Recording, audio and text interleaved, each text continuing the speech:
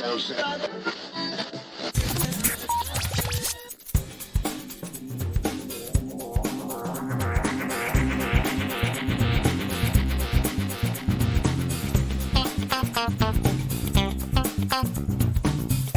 and welcome to episode 355 of Geektown Radio. I am back this week with... I'm on the radio too now. This is fine. What do you want to talk about? Robert, how are you doing? I'm doing good. How are you doing today? I'm very, very well. It's been a few weeks since you've been on previously, so what have you been up to? Not much. I've been just doing my thing, kind of hanging out. Been doing a rewatch of Veronica Mars, because after watching She-Hulk, I needed to get a reminder of what good writing was, because holy God, is that show awful. Not really a whole lot to say in any other respect to that, other than... God, that show is just terrible.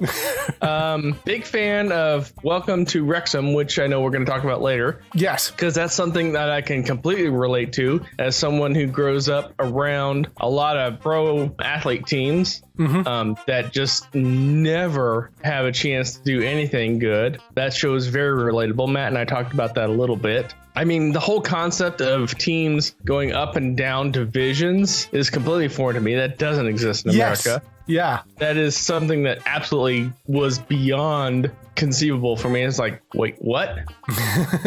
Because here in America, all the teams have a collective bargaining agreement for name, image, and likeness for like the video games. And also they share revenue for TV contracts, things like that, merchandising, but that's all shared. So the fact that a team just goes down and down and down and then just doesn't get paid basically makes no sense to me whatsoever. But having a team that's been like in the gutter for decades, seen that a million times. Yeah. I mean, there is the same sort of thing with British football, but it's like there is a bargaining agreement for the Premiership. So if the teams are in the Premiership, it's not with the individual clubs, though. It's with the Football Association. So there is an agreement for the Premiership. And if you're in the Premiership, you get a cut of that amount of money.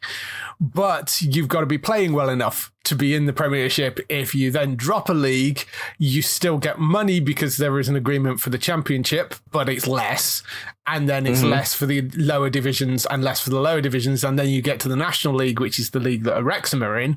And there is no TV money because none of the games are televised. So they're entirely reliant on who walks through the door, or the turnstile in this case. And they, of course, were completely shut down during COVID. So really were financially struggling at that point. And I mean, they were already struggling prior to that. So, I mean, there was furlough and obviously help and things. But yeah, I really enjoyed that show. What, with 4 episodes in, because they seem to be dropping them 2 at a time over here. Same over here. Okay. We're getting 2 on a Monday. Right. Okay. I actually don't know if the next 2 have dropped yet or not, but that's been a really, really solid, interesting sort of underdog story. And Rob and Ryan seem incredibly genuine about what they're trying to do with it. And they're sort of funny, and the fact that they're leveraging the sort of celebrity with like TikTok to getting them as the sponsors and that sort of stuff. Yeah, a perfect example. In the NFL, Detroit Lions, storied team, 3 winning seasons in the last 20 years. So, you know, like I said, as someone who can look at a sports team and just see the town still support them,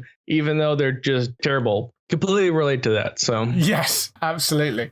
I mean, the other thing, of course, which you have in America, which we don't have here, is the fact that sports teams will up and move to a different city. I mean, that's completely alien to us. You know, you'll have like a sports team get bought and the entire team will move from one city to another. You could never have that here because most of them are so closely tied to the community and the particular stadium, and they're ingrained in the local area. Exactly. I mean, Los Angeles Lakers, that team was originally in Wisconsin, the land of 1,000 lakes. That's why it's called the Lakers. Yeah. The Utah Jazz was originally in New Orleans, the home of jazz music. Utah is the home of Mormons that generally don't like music.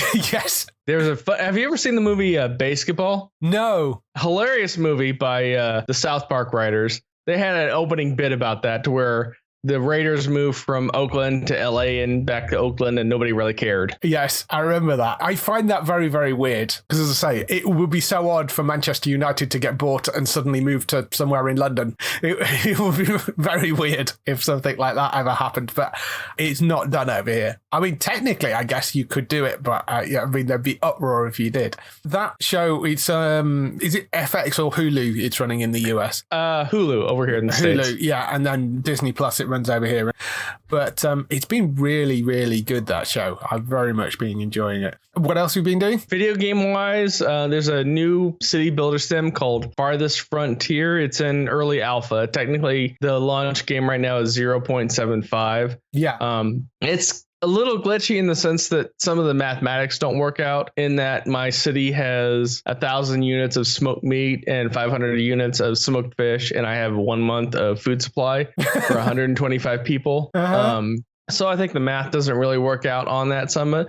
But it's very asymmetrical in that you don't build a farm and that feeds everybody. You have to build multiple farms. You don't have a hunting shack and that feeds everybody. You have to build multiple shacks. So it's very realistic in the sense that one thing doesn't solve all the issues. Yeah. There's not a whole lot of there. There's no story. It's more like a Civ City game, things like that, to where you just kind of doing it just to see how well you can build your city. Been getting back into Red Dead 2. I've been giving that another shot. Ever since I got my Series X, I've been trying to play as many games as I can that are either benefiting from that hardware upgrade or are specifically Series X enhanced. And the loading time, way less than what it was on my 1S. I mean, just in that alone, the loading time was worth getting a Series X, which fortunately I found just randomly in stock on Amazon. And I had my credit card does reward points, right? And so it wound up only costing me like $200. Oh wow! So.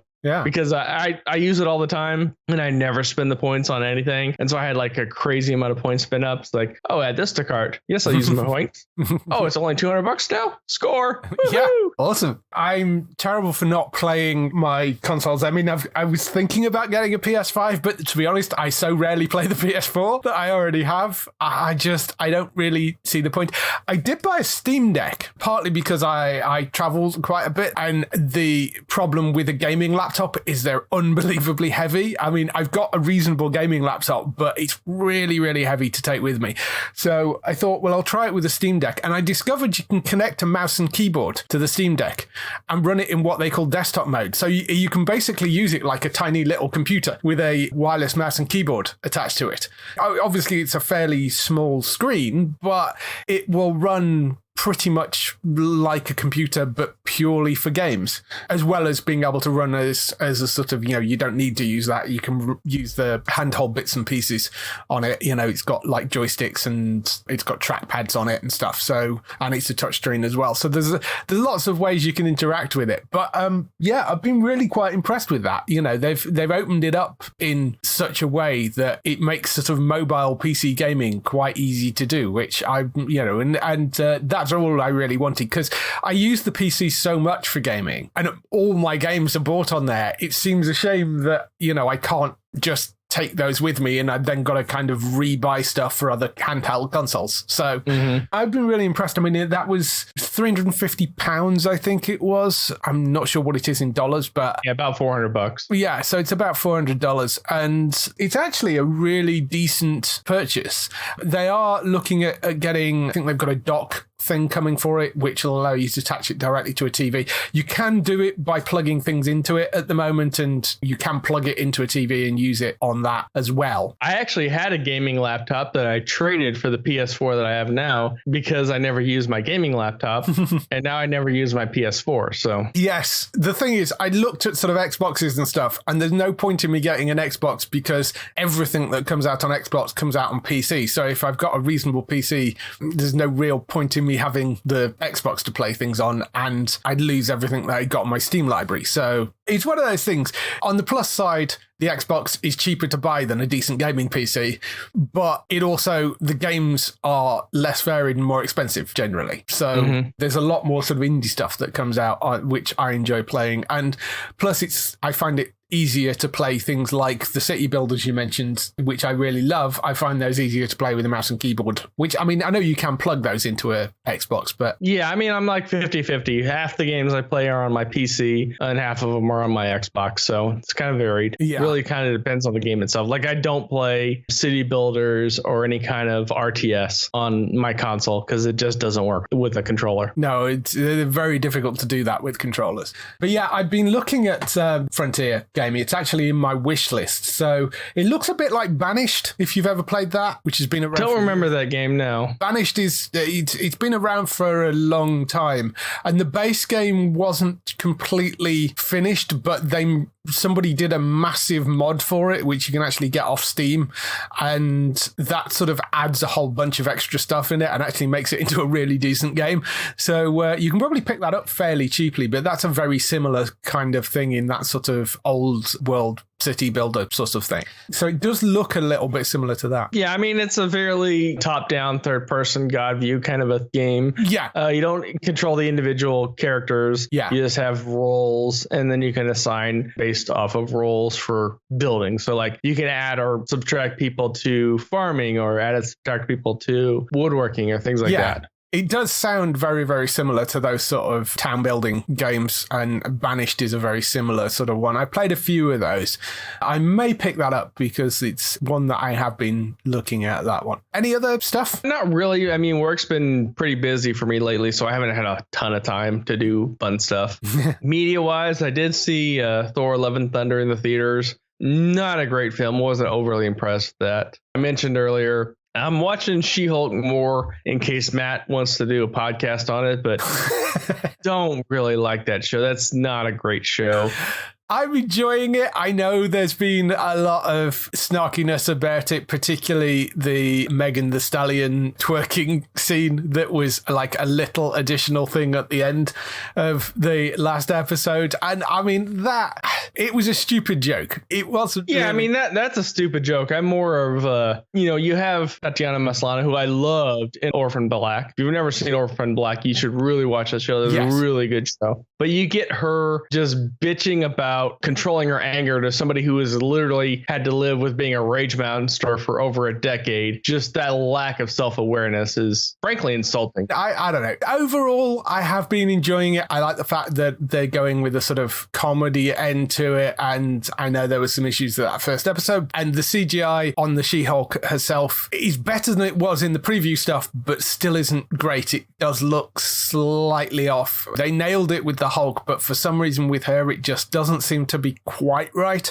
Overall, I am enjoying it. It's a fun little addition to the whole MCU, but it's certainly not up there with things like Loki or WandaVision or, those. Well, I knew it wasn't going to be really interesting when I saw the Comic-Con panel for it. And they said, well, what's it like on a random Tuesday afternoon? I'm like, we're talking about a comic book universe with gods and monsters and people shooting laser beams out of their eye. And you're making a show about the minutia of everyday life. Mm-hmm. Why would that be interesting? Yeah, I mean, I don't know. It's an interesting take on it, I guess, but I don't have a huge issue with it as a show. Like I say, it's certainly not up there with some of the best MCU TV shows, but Yeah. So I'm also continuing to watch House of the Dragon as well. That's the other ongoing thing. It's a bit slow going, but fine. I've been enjoying it so far. They're about to do a big cast change with that, apparently, because some of the child actors are getting replaced with adult actors, which makes sense when the kids are really young. But there are some of the so-called child actors I think are in the sort of 18, 19, 20s bracket, and you kind of think, do you really need to change those people out? That doesn't seem to make a huge amount of sense. But yeah, I mean, there is a sort of 10-year time jump or something coming, I think, which is the reason that they're doing it. Yeah, and if you live in the US and you don't have HBO Max, the first episode is actually on YouTube, uncensored, orgies and nudity and all. Really? Wow. Yeah. Just goes to show you, terms of service means nothing if it's a big enough corporation that pays you enough money. That's very true, yes. In terms of video games, actually, I did pick up a new one this week, Hard West 2, which I hadn't actually played Hard West 1, but I was looking for something which was a bit kind of XCOM-y, and this was described as, it's basically XCOM, but as a Western, and has a bit of supernatural stuff sprinkled over the top of it, basically. So you have this posse of outlaws. They each have individual different supernatural powers, and this ghost train turns up and sort of runs through the middle of the West, and you're tracking down the person who is running the ghost train, who is essentially the devil, and you're trying to sort of go after him. That's the sort of setup for it. But the combat is basically the XCOM type of combat, where it's turn-based and you move your character, lines of sight, and all that sort of stuff. I'm about 30 hours into that, and I'm getting towards the end of it, I think. So I've been really enjoying playing through that, though. You know, combat's solid. It's got some different sort of things. You don't so much level up the characters as you collect playing cards as you go through. And as you get more playing cards, you can use them to create combinations which you give them to the characters. They create combinations which give you more abilities. So you can play around with them for each individual mission, and you can take them off some characters and put them on other characters and that sort of stuff. So I think that's quite an interesting kind of mechanic, the way that they've worked with that. It is sort of like XCOM. It doesn't have the base sort of stuff. It is more linear story driven than the XCOM games. But if you're looking for something to scratch a sort of XCOM itch, certainly one that is worth looking at. Have you played many of those sort of turn-based strategy things? Yeah, I'm a huge XCOM fan. I played the first one, the expansion. The second one I wasn't as big of a fan of because they just made the difficulty curve spike way too hard, especially with some of the unique characters that you have to fight, where they pop in, kill half your squad, and pop out before you can even blink. Yeah, I'm big turn-based. Matt actually got into that a little bit with the Rabbids Mario game. That's about the only XCOM style game he's played. So yes, I didn't realize the Rabbids games were turn-based things. Not all of them. There was a Rabbids Mario crossover game that's very XCOM like in terms of gameplay. Okay, I've not really played any of those because I mean I do have a Switch, but I rarely use it because I don't really game on consoles very much. But yeah, I played the XCOM games and was a huge fan of those. There's another one called Phoenix Point, which is probably the most XCOM-y kind of game I've picked up. That's been out, I think, over a year now, so there's a bunch of DLC for it. But if you like XCOM and you're looking for kind of a new take on it, Phoenix Point is another thing that's worth picking up. That's a sort of aliens invade planet and you're trying to stop them thing. So, I mean, it is very XCOM-y, that one, and it's turn-based and it's slightly different in the way the aiming works, but still very similar in that the aiming is slightly more realistic. You can't be stood in front of somebody and completely miss, which you can sometimes in XCOM. Yeah. So Phoenix Point is another one that I would recommend going to pick up. In terms of TV, of course, the big thing that dropped this week was Lord of the Rings, Rings of Power. I take it you've not watched this or not? I have no interest in it. First off, I'm not the massive Lord of the Rings fan to begin with. Right. I've seen the Peter Jackson movies. I've seen one of the Hobbit movies. But when a show hires a Tolkien expert and then fires the Tolkien expert for pointing out all the inconsistencies in the lore, and then reaches out to Peter Jackson saying, hey, you want to be a part of that? And Peter Jackson says, send me a script. And then they completely ghost Peter Jackson. That kind of tells me, yeah, this is just going to be a show. Yeah. I mean, I'm not a huge Tolkien fan as such. I mean, I like the movies. I have read the books. He goes on a bit in places. You know, there are things that Peter Jackson cut out of the books for the films, and I think that was the right decision. So I'm not like massively into the lore and that sort of stuff. You know, I haven't read things like the Silmarillion and that sort of thing. So I tried to come to this with an open mind, and it's a little bit slow, but I am enjoying it as a series. They spent $1 billion on it. Literally every episode of Rings of Power costs more than the entire season for the third season of The Orville on Hulu. Yeah. So they spent a lot of money on it. And to be fair, it does show.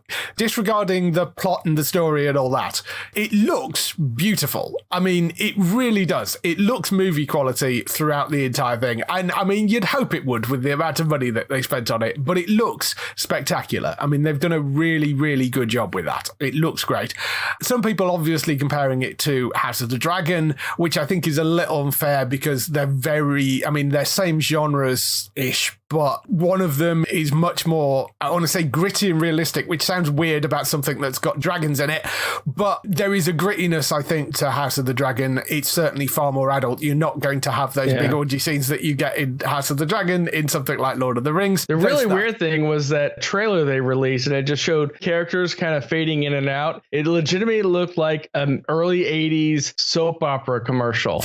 Like I was half expecting the Sands of the Hourglass or the Days of Our Lives or something like that. Yeah. But plot-wise, I don't know how much they've monkeyed around with the history, because I don't know Middle-earth history that well.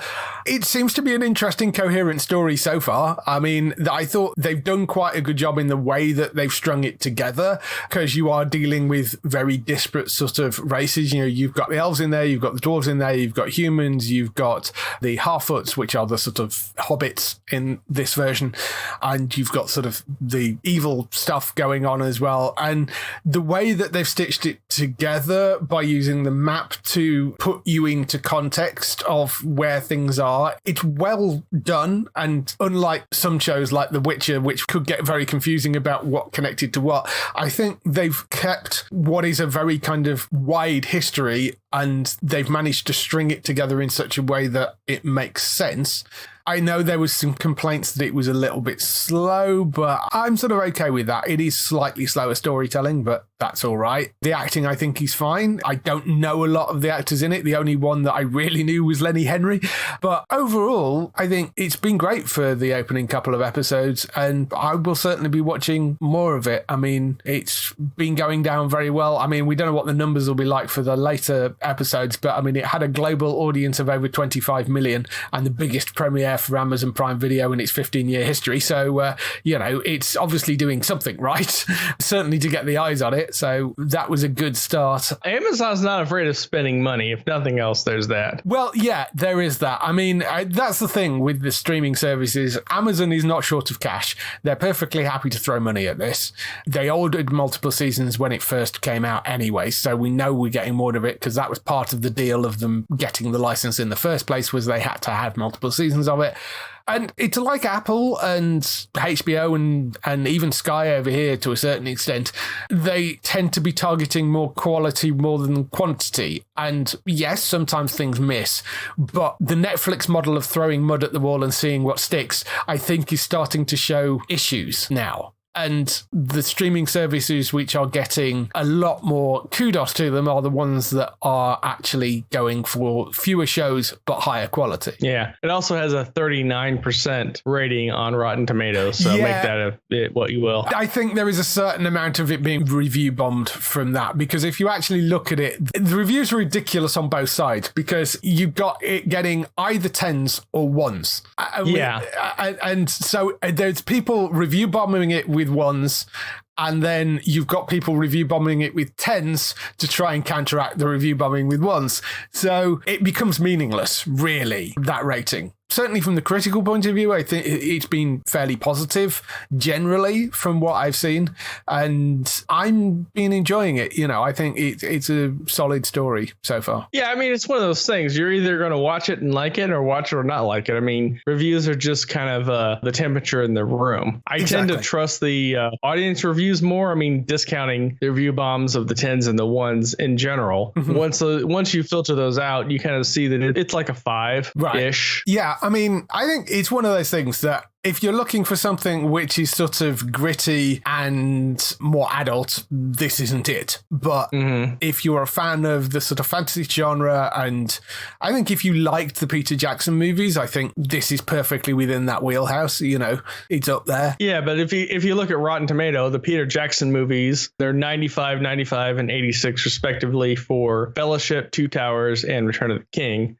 And the Hobbit movies are 83, 85, and 74 for Journey, Desolation, and Five Armies. Mm-hmm. So when you compare that to the 39% that Lord of the Rings of Power are, you know, you get more of a complete picture of it. So yeah, I mean, the other thing is, of course, they're completed films and they've been out for ages, whereas Rings of Power has 2 episodes out and has only just started. So I'd be interested to look back at it in 12 months and see what the ratings are on it then, once the things have leveled out a bit. And I want to see the whole thing and see how it plays out. But overall, I've been enjoying it. So I would say if you like the fantasy genre stuff, if you liked the Lord of the Rings films and you're not a complete Tolkien purist, I think you'll like this. Worth looking at. The other thing that came back this week was Rick and Morty as well, which actually I think got simulcast around the world for the launch episode, which is surprising that they even did that in the UK, given that it's on E4 and their terrible scheduling. It does mean it went out at 4 a.m, but, that's fine. You can set your things to record it. Solid opening episode of this. I really like Rick and Morty stuff. It's lovely to have that back. I'm still watching Solar Opposites, which is, of course, the sort of sister show to the Rick and Morty stuff. Is that one that you've been watching? No, I've saw the first couple episodes of Rick and Morty. Didn't dislike it. It just wasn't really in my wheelhouse for humor. Right. But I'm one of those people that, if you like it, cool. I'm just not going to watch it. And it was kind of falls into that category. I don't have a problem with it. I don't have a problem with like the adult nature of the comedy. I'm perfectly fine with that. It didn't resonate with my style of humor. So I'm just like, okay. Fair enough. I really enjoyed the opening episode of that. I thought that worked.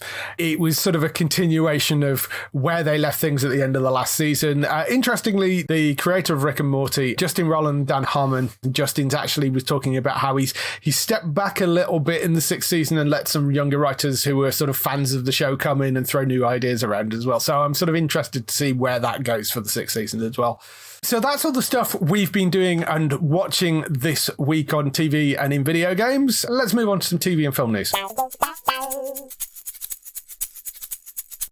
So we kick off the TV and film news with the renewals, cancellations and pickups. One cancellation this week, and that is Rutherford Falls, which has been cancelled by Peacock after 2 seasons. I've quite enjoyed this. I've only seen the first season of it. The second season came out while I was over in America and haven't got back around to watching it. But this was Ed Helms and Michael Sorr, who, of course, you know from The Good Place and Parks and Rec were the other things that he was involved with. And it was a comedy about 2 lifelong friends, and they live in this small town. He's sort of a local historian, and it's about the sort of relationship between them and the Native Americans. And I really like it. I think it was a really, really fun show. It's just a shame that they've decided not to continue it after 2 seasons. But, it then frees Michael Sorr up to go and do some other things, which is no bad thing because I love the stuff that he's been doing. Particularly The Good Place was great. And I know Parks and Rec and Brooklyn Nine-Nine as well was the other thing that he was involved with. So, yeah, I've been following his kind of stuff quite a lot. So I'll be interested to see what he goes and does next. Moving on to the renewals, Trying has been renewed for a full season at Apple ahead of the season 3 finale, and Harley Quinn has been renewed for a full season at HBO Max. It is going to have a showrunner change. Sarah Peters, who has been the writer since season 1 and is currently serving as a consulting producer, is taking over as showrunner from the current 2 people, Justin Halpern and Patrick Schumacher, who were 2 of the people that originally developed it. I really like that Harley Quinn series. I think that's been one of the best DC things on TV recently, which I know isn't setting a very high bar, but Yeah, you could take a half a step and get over that bar. Yeah, but I'm glad they've renewed it for a full season because given everything that's going on at HBO Max and the whole DC Warner Brothers Discovery thing, I'm glad that has at least survived. Did you have any take on the whole Warner Brothers Discovery thing? It's hard telling. I mean, movie-wise, I know a lot of their stuff's been delayed. It looks like Black Adam, which I'm looking forward to, and the second Shazam movie, which I'm really looking forward to because I was a big fan of that first movie. Those have both been pushed back. Still don't know what's going to happen with Ezra Miller and the Flash movie because they pinned so much of their extended universe on that. Yeah. And that just really blew up in their face. Yes. Granted, they couldn't have predicted that, but who could? I mean, that's one of those things that, sometimes you just got to take the L and move on. So yeah, the movie stuff, as far as we're aware, they're still planning on releasing The Flash at the moment. They've done some messing around with the Aquaman movie to replace the Batman in it because it was supposed to be Michael Keaton and then they reshot it with Ben Affleck, and that's got moved until after The Flash is released. So it looks like the Michael Keaton Flash thing is just going to be a sort of one-off thing now within that Flash movie because they cancelled the Batgirl film, which was also supposed to have Michael Keaton in it. Well, they didn't just cancel it. They actually deleted the digital files. Yes. Those are gone. Yeah, because the directors actually went in to try and get a copy of it and found that everything had been deleted. And one of the earlier previews called it irredeemably terrible. So. Yes, but I know. And then there have been other things that have come out since saying, actually, I saw a version of that and I really enjoyed it, or, it was nowhere near as bad as they're making out. So I don't know. Well, it's also not like this is without precedent. I mean, they did a 1994 Fantastic Four movie that went through full production and then never got released, but you can see bootleg copies of it if you know where to look in that bootleg community. So I think it's probably the most high profile and the most money that they've basically sent to a write-off. Mm-hmm. And I feel sorry for everybody involved in it because, it's not just the stars, it's the people behind the camera, it's the directors, the makeup artists, the people writing music. Well, it's not like their pay was dependent on the movie getting released. I'm sure they got paid after the fact. But when you work on something like that, I mean, it's not just the money, it's the fact that you've poured your heart and soul into something for however many months that movie shot, and it's never going to see the light of day. That's pretty harsh, I think. Mm-hmm. On to pickups and other news. Batwoman Season 3 Part 2 is finally premiering in the UK. For those of you that want to catch the end of that, I mean, I kind of gave up a little bit with that show, but the second part of Season 3, which has been missing for, somebody said that's the entire length of a pregnancy, basically. So it's been missing for 9 months. It's Friday, the 23rd of September. It will land on E4 Extra at 10 p.m. So that is finally shown up somewhere in the UK. You've pretty much given up on, I mean, there's not really any Arrowverse stuff left at this point, but you were giving up on that prior to the cancelling everything, weren't you? So yeah, I kind of tapped out of Batwoman at Season 1 when they replaced Ruby Rose. Yes. Just because there was no reason to invest in a character that was just a cutout of another character, because like the whole interaction with her and her sister was the whole reason I was watching that show. Yes. Just because that was super interesting to me. And so they not quite kill off the character. So there's no reason to invest in that character because where's the dynamic? It means literally nothing. Yeah, I get that. And as we've said before, the Arrowverse is basically ending because we've got Flash coming back for one more season. Superman and Lois isn't connected directly to the Arrowverse anymore. And the other shows like Stargirl aren't connected to the Arrowverse. So there are still DC shows out there. Titans, of course, is at the moment is still running, but whether that survives the next call, we don't know. So Arrowverse is sort of finally done, but if you're a completist and you want to watch the end of the Batwoman Season 3 Part 2, that's Friday the 23rd of September on E4 Extra. You can find that. The Mysterious Benedict Society has got a release date as well. That's on Disney+. That's on the 26th of October. And also on Disney+, on the 5th of October, The Bear has got a release date, which is a TV show which is getting a lot of sort of buzz stuff around it. It stars Jeremy Allen White as a young chef from a fine dining world who comes home to Chicago to run his family sandwich shop, the original beef of Chicagoland, after a heartbreaking death in the family, which doesn't sound like an awful lot when you read that as a description, but I mean, it's a sort of dramatic comedy. It's been getting a lot of decent reviews, so if you want to check that out, it's called The Bear, and that's on Wednesday the 5th of October. That full release has already been through on Hulu in the US, and I've seen it, and it's actually really good. The description doesn't do it justice because it's all about the intensity and how hard it is, well, just in general to run a business, but for any kind of restaurant, it's damn near impossible to run a restaurant these days. And it's a take on that from a guy who comes from a world where you have one person stirring a pot, reducing something from 14 hours to being kind of like an in and out really quick restaurant. So yeah, it does sound really interesting. And as I said, the reviews across the board for it have been really, really good. So I am looking to check that out. I knew it had been out in the US, and that's where we've seen a lot of the reviews for it. But it's called The Bear, Wednesday the 5th of October on Disney Plus UK for that. There was an announcement today that after they'd announced last week or the week before that the BBC were reviving Gladiators, or American Gladiator as it was over there, next year for a brand new season. They've announced today that they're also reviving Survivor in the UK as well, which they did try once before back in the sort of early 2000s, and it ran for a couple of seasons, and then I'm a Celebrity came out and sort of trounced it completely, so they decided they were quite similar and dropped Survivor UK.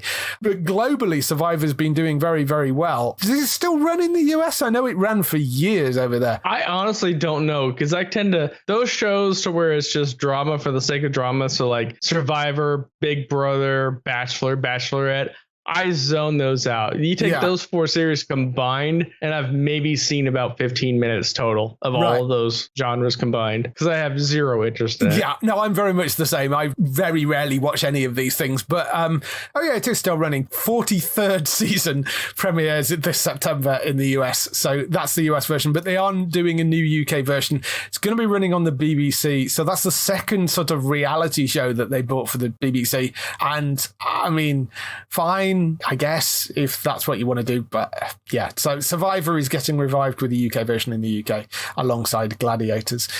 And the last one, we've got a premiere date for Weird, the Al Yankovic story. That is coming on Friday, the 4th of November to the Roku channel, which is free. And if you've got Sky, you have got access to the Roku channel. It's under the apps and some Roku boxes and everything. This looks great. It's Daniel Radcliffe as Weird Al, and it's a sort of fictional take of Weird Al's life story.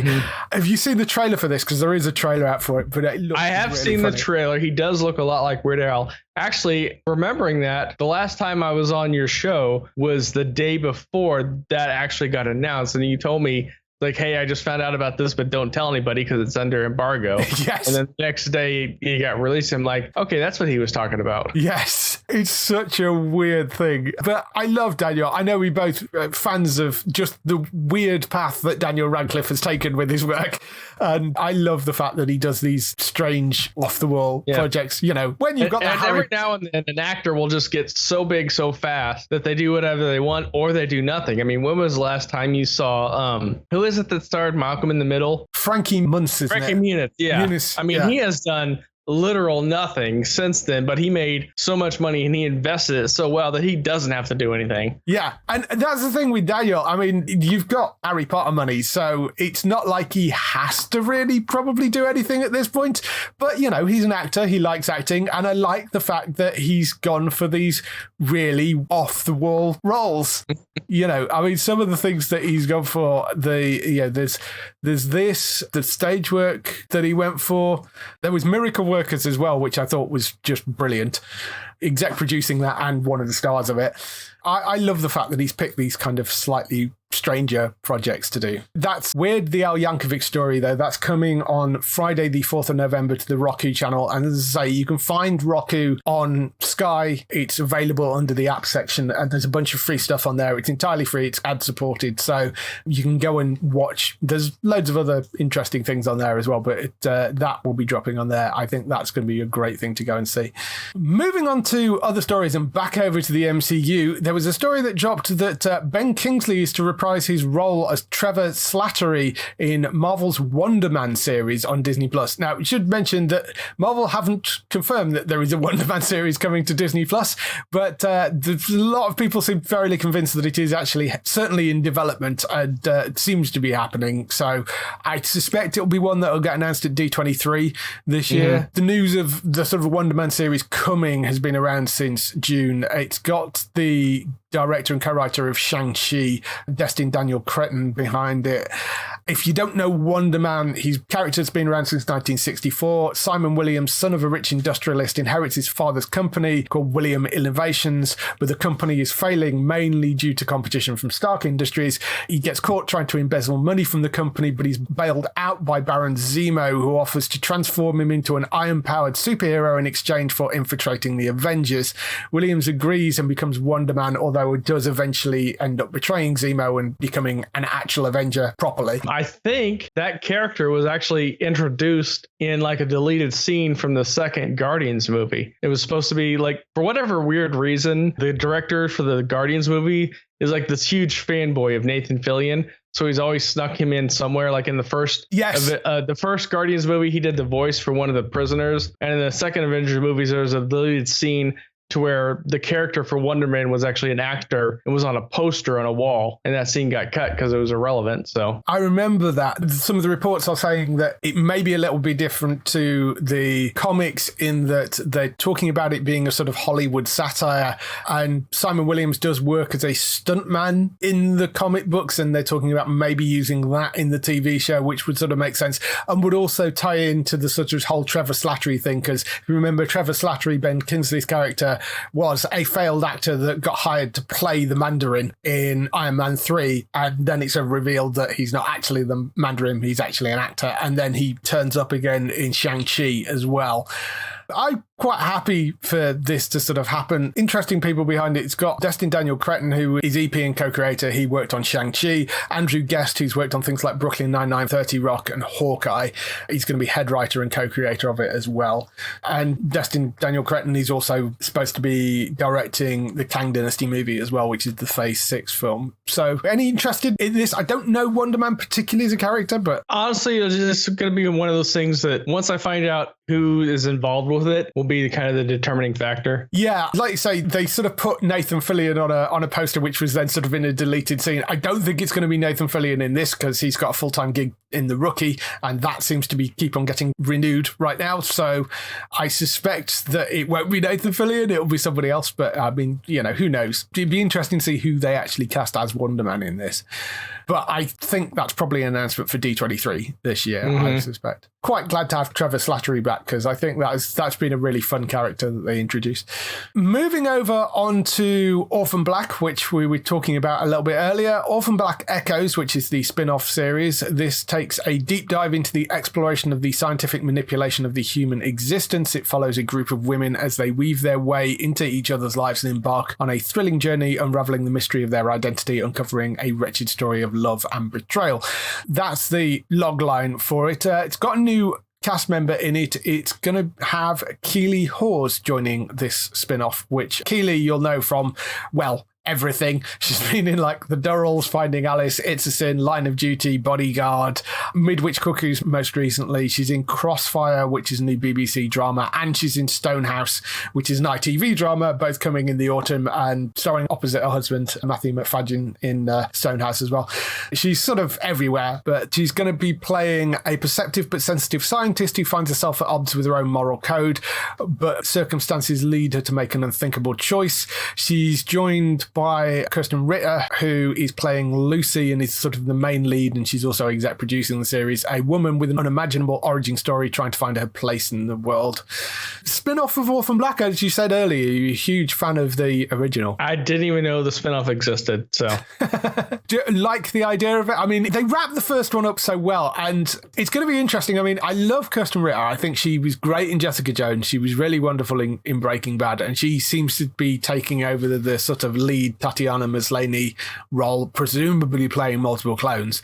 And she has got some comedy background, which I think helps with this sort of thing as well. So I'm quite interested to see what they do with it. It is going to be a sort of separate story from the original. It's just set in the same universe, I think, is the idea. Would you like to see more of the sort of Orphan Black? I mean, I would definitely see the premiere episode to see what it's like. And then, you know, it's one of those things that you have to just go from there. So, yeah, because so much of what made that original great was Tatiana and multiple roles on that show. So yeah, she completely sold being different people on that. Yeah. Anna Fishko is the person that's the writer on it, who's worked on Fear the Walking Dead, The Society, and Pieces of Her. She's working with John Fawcett, who was the creator of the original series.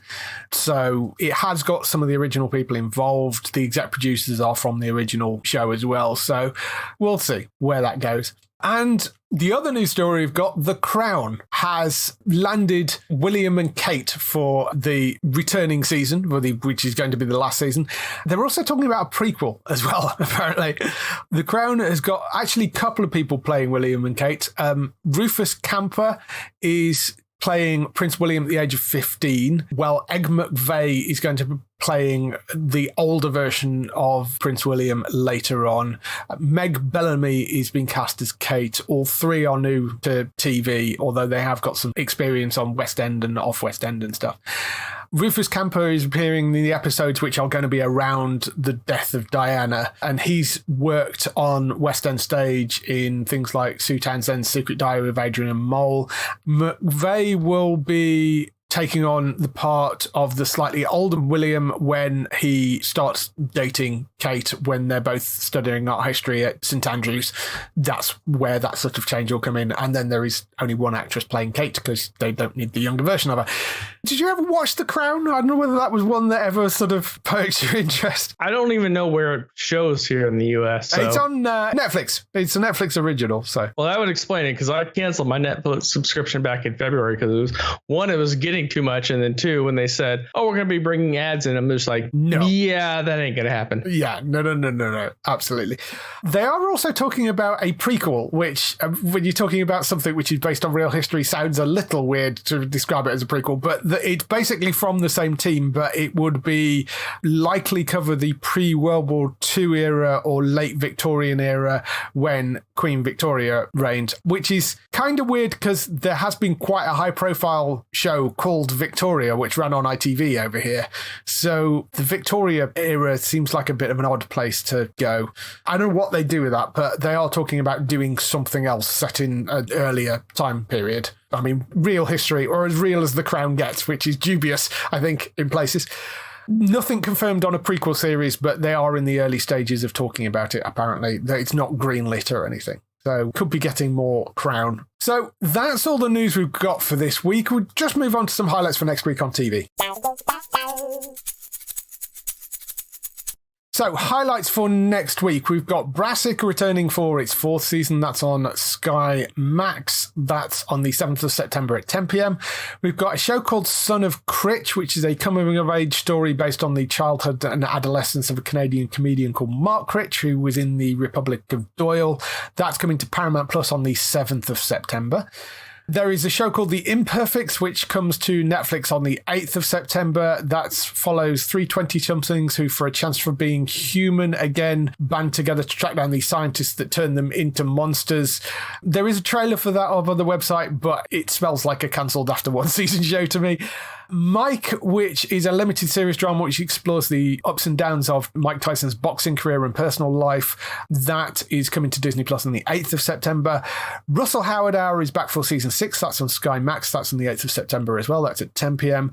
Cobra Kai returns for its 5th season. That's on the 9th of September. And there is an interview with the editor, one of the editors of Cobra Kai, going up fairly soon on the podcast feed as well. Central Park, the animated series, that returns for its 3rd season on Apple TV on the 9th of September. American Gigolo, which stars John Berthnell in the titular role as the American Gigolo, that comes to Paramount Plus on the 10th of September.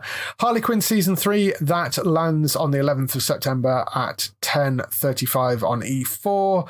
Great British Bake Off returns for its 13th season. That's on Channel 4 on the 13th of September at 8 p.m. And the Emmy Awards, if you want to go and catch those, 13th of September at 9:45, they are landing on Sky Max. That's all the stuff coming next week on TV. If you want to find more stuff from Robert, you can find him where? I am podcasting video game stuff with Matt at entertainmenttalk.org. I don't really do many podcasts outside of that. In fact, my internet life is fairly muted. I'm old to the point to where I don't feel the need to vomit my existence online, so Yes. You don't really find me anywhere. Yes, so if you want to find more of Robert's stuff with Matt, you can go and find that over at entertainmenttalk.org. And Matt, of course, has lots of other podcasts over there, such as Manchester United and various reviews and all that sort of stuff. So go and find that at Entertainment Talk. For other people, you can go and find Bex on twitch.tv/Trista Bytes. That's BYTES, who is, I think she's still abroad at the moment. She was in Gamescom, I know that, but that's still, I think she's still in Germany. Yes, I think she's still abroad right now, but she was over at Gamescom. I think she's having a bit of a break, but she will be back to streaming fairly soon. So go and check her out and go and give her a follow. But that's twitch.tv/Trista Bytes, BYTES, and she's Trista Bytes on all the social media as well. So go and find her there. And Daryl, you can go and find at HollywoodNorthNews.net for all those TV series that you love that are shot in Canada. For us, you can go to the website at geektown.co.uk. Throughout the week, you can see all the latest air date information. If you want to get in touch with your questions or comments, email us on podcast@geektown.co.uk. Leave a message on the website post. Find us at Geektown on Twitter, on Facebook at facebook.com/Geektown, on YouTube at youtube.com/Geektown, and on Instagram at Geektown UK. That is everything. We shall see you next week. Bye-bye. Bye-bye.